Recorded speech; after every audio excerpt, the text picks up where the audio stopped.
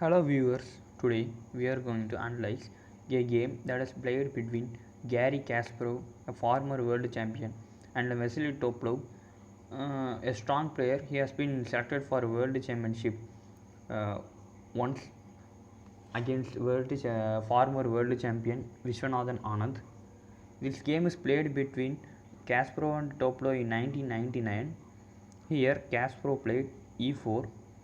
It's very usual he plays e4 and gets aggressive and something of the opening and try to make the opponent get some sacrifices or piece development activities. Topalov plays d6. He tries to sidestep every preparation from both the sides, so it's going to be a tough game for both of them. But Topalov has played d6. It's not seen that on top level.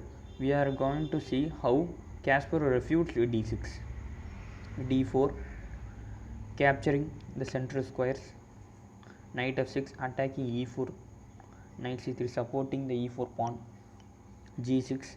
It's typical to develop the bishop on g7 in French, on pirc defense, bishop e3. This variation is called 150 attack. It leads to very sharp positions where white has a very good attacking chances if black castles early in the king side. Bishop g7. Already it seems to be inaccuracy for me because in practice c6 seems to be a very good move because it doesn't commit anything. For example, bishop g7 commits it's a clean committal move because bishop g7 leads to queen d2 sort of complications because bishop r6 comes with a tempo on attacking the bishop, but the bishop on f5 seems to be comfortable and we can expand the queen side with the pawns like c6, c6, b5 and queen a5. Topalov also does the same, but with bishop g7 it seems to be very dubious. c6, f3 preventing knight g4, b5 trying to gain some space in the queen side, knight ge2 developing moves, knight bd7 trying to prevent e5, bishop r6. Now we understand why bishop g7 is to be played later and the queen side expansion is considered to be the first and foremost in this time, and queen a5, b4, bishop e6, knight b6 ideas are well known in these variations.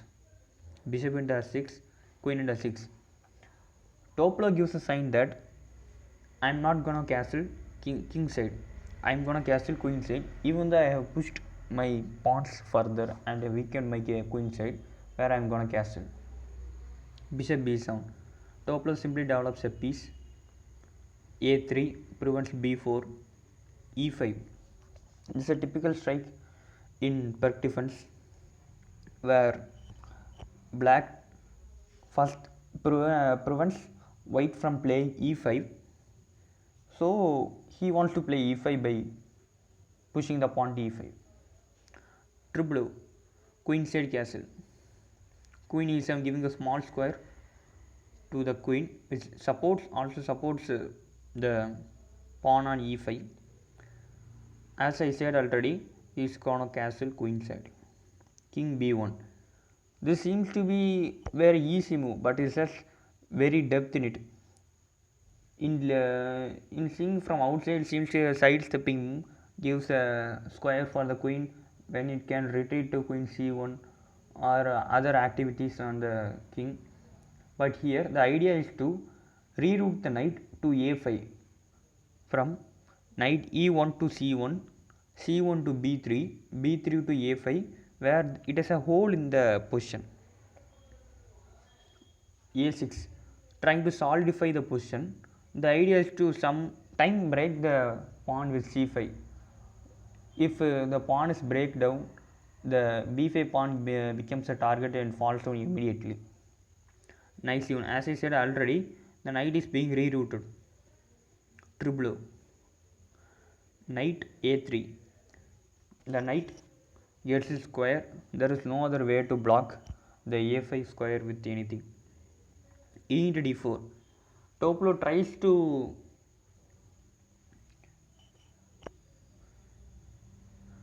tries to deflect the knight away from its destiny a5.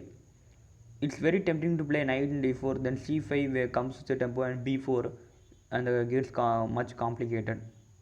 So rook into d4 is played, c5, rook d1. Kasparov doesn't care about the tempo on c5. Actually, it weakens the d5 square. Knight b6.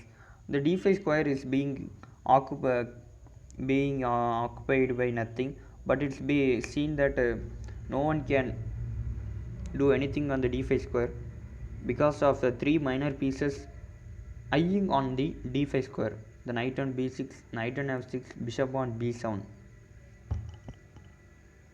g3. There is no future for the light square bishop on this diagonal. So Kasparov tries to develop on the h3 diagonal, where it seems to a very big hole can be useful in many times. King b8, preventing the bishop h3 tempo. Knight a5, bishop a8. Black tries to preserve the light square bishop with bishop a8, bishop h3 anyway. Now white has developed all his pieces, and only one piece which is not playing is the rook on h1, which is going to come to e1 the very next move. d5, rook e1 is not played, queen f4 check, king a7. Already there have been many calculations being going on, so it seems to a very easy position on first side, but d into e4 and d4 is very much calculation in this position. After playing queen f4, queen c7 must also be calculated. Here the last move queen c7 is, if queen c7 is calculated, then queen into f6 leads to piece loss. King a7, move from every available checks in this position. Rook h e1. Now the position seems to ideal position for white, whereas black's position is hanging, the knight on f6, the bishop on a8, king on c7. Everything seems to be some sort of a mating thing or a shaggy. d4 is played. Black might have think that the position is solid when knight a2 or knight e2 is played, but for Kasparov, knight d5 is a very natural move. Knight b into d5, e into d5. Now the queen is attacked. We got a tempo on the queen. Queen d6. Black covers the h2 to b8 diagonal, where queen has a c7 check and a mate. It's forced to play queen d6, so it would also take a look on the f6 knight. Rook into d4, a wonderful sacrifice. If queen into f4 is played now, rook into f4 will be played, and it's a clean pawn up. So c into d4 is forced. Rook e7 check. Queen into d4 is a very tempting move, but it's not the best move. Then king b8 could be played.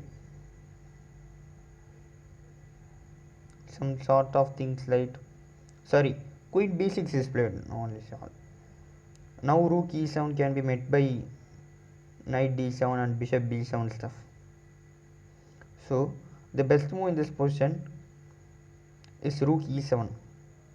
King b6 is played, but there are many options in this position. The options are bishop b7, rook d7, knight d7, queen into e7.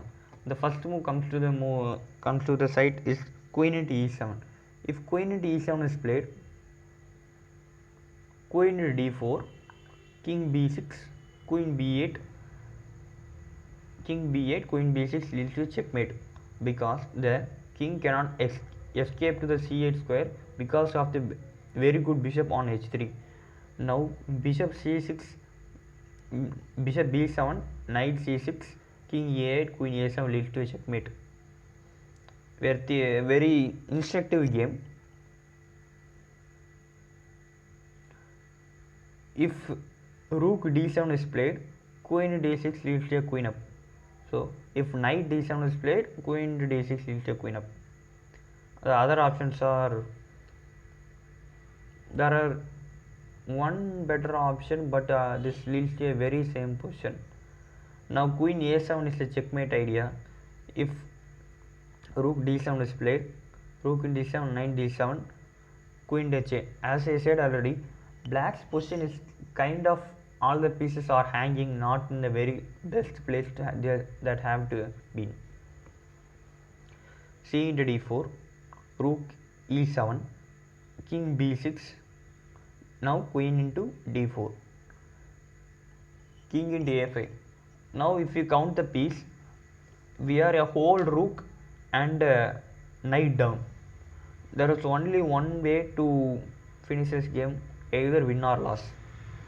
b4, king a4 forced, queen c3. The idea is queen b3 checkmate. Queen d5 is forced because bishop into d5 leads to king b2. Anyway, next move queen b3, some sort of move like rook c8, queen b3, bishop into e3, c into b3 leads to checkmate. So queen d5 is a forced move. Rook a7 first. If king b2, now queen d4 leads to exchange and it's loss. So rook a7. The idea is to play rook into a6, simple checkmate. If rook d6 is played now, king b2, because the queen is overloaded by the b3 control and the d4, queen d4 idea. This seems to be a very good team game for the overloading of pieces, which you will see more and more in the further moves. Very beautiful moves. Queen d5, rook a7, bishop b7 is a forced move, rook into b7. Now black got one move to breathe. He should make most of it, but there is no other way to escape. Queen c4, black hopes for a queen exchange. Queen into f6. Now material wise it's good for white. King into a3 is played, queen into a6. Queen b2 seems to be a very tempting move, but the thing is, after king a4 we will be in very big trouble, because the king into b4 is coming, rook d1 check is coming, everything goes in the black's way. So queen into a6, very good move. King into b4. Now it's a very good idea. Again the overloading of pieces team comes into the place. c3, the queen have to look after the b5 square. At the same time the king can also move, so king into c3 is kind of forced to move. Queen a1 check, another beautiful move, because queen a3 is a very natural move, but after queen b3 it leads to a draw or win for black. King e7, other squares like king d3 leads to bishop f1 skewer, queen a1, king d2, queen b2 check. There are two squares for the king to run. King d1, it's a very good move, but the problem is bishop f1, another very interesting move, because after queen into f1, queen c2, king e1, rook e7 leads to checkmate.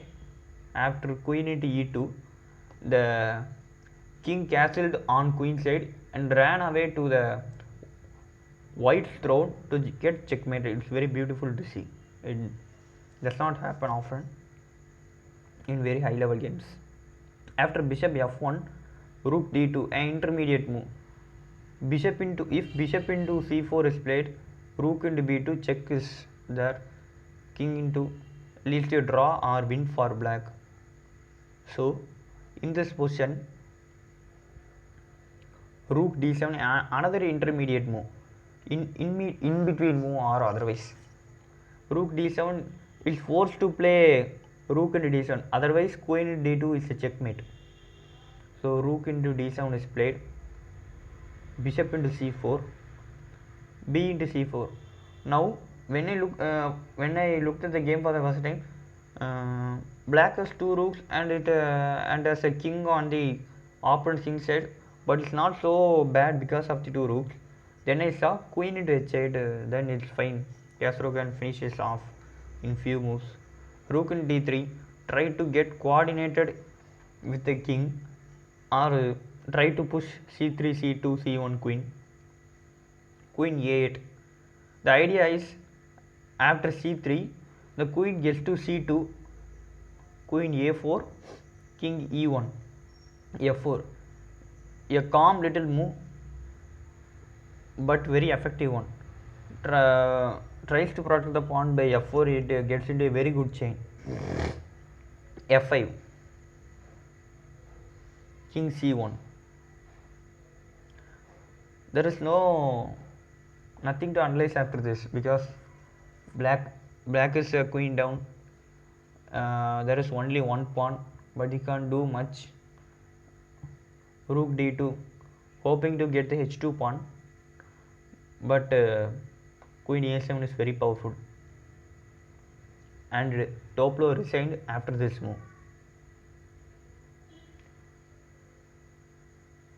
I hope you liked this videos, guys. Do like, share and subscribe our channel.